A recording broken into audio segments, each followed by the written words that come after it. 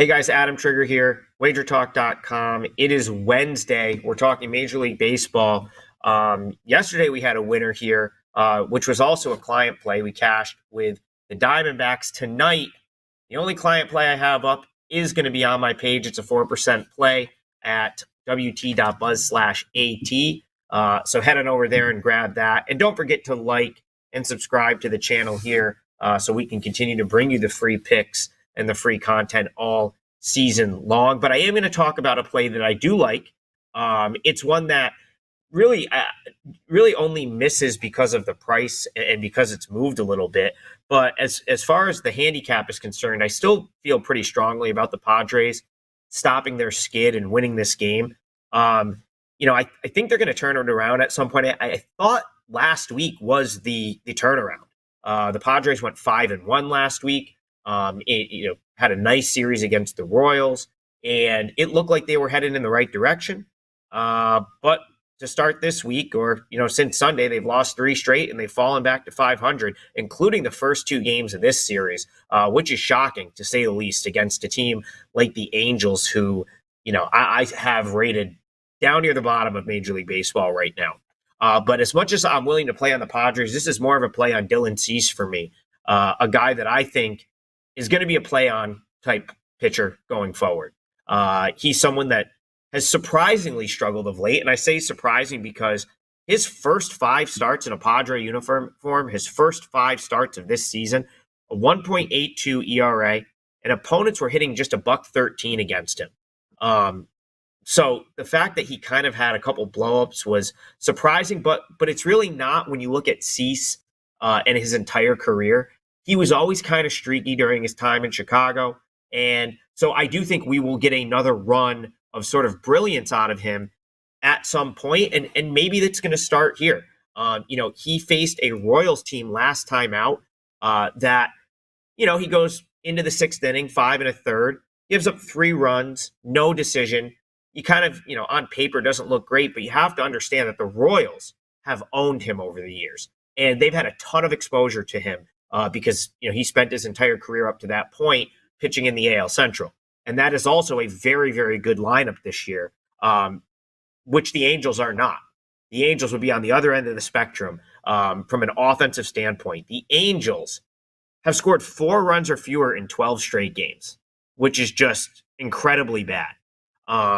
This is a bad lineup, and I think Cease might dominate them, similar to when he faced them last year and went 6 innings, gave up 1 run, and struck out 10. I could see a repeat performance because if he's got his stuff and he builds on that last start, there isn't much in this Angels lineup that is going to be able to handle that, in my opinion.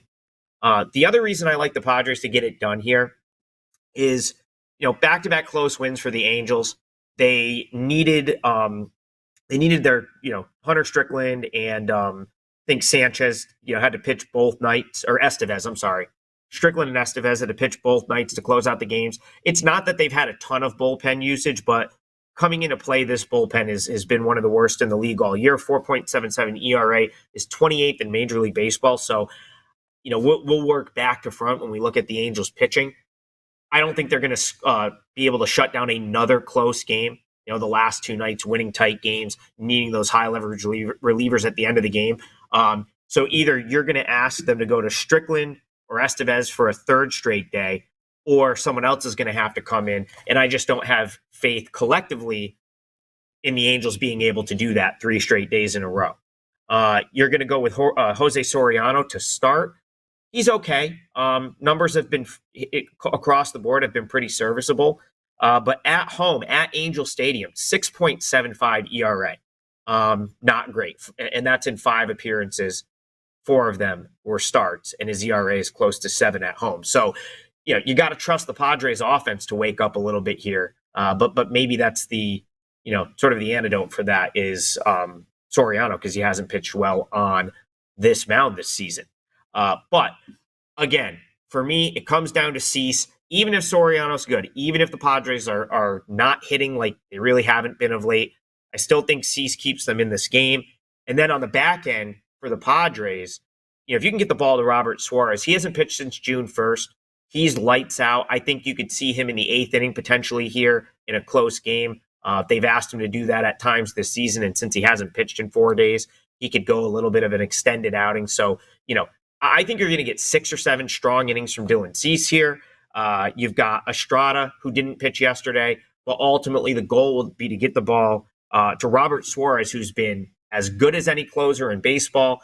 Might be another low-scoring game, but I do think the Padres get it done here. And if the Padres get a lead and blow up Soriano, I think it's going to be smooth sailing for Dylan Cease, and it should be a pretty comfortable win. So Padres, I liked it at minus 150, even where it is now, minus 160, minus 165 some places. I do think they get it done and salvage one game in this series. I have a 4% best bet in Major League Baseball tonight. I'm 6-2 in my last 8 best bets. That's up on my page now at wt.buzz/AT. And don't forget, like, subscribe so we can continue to bring you free picks all season long.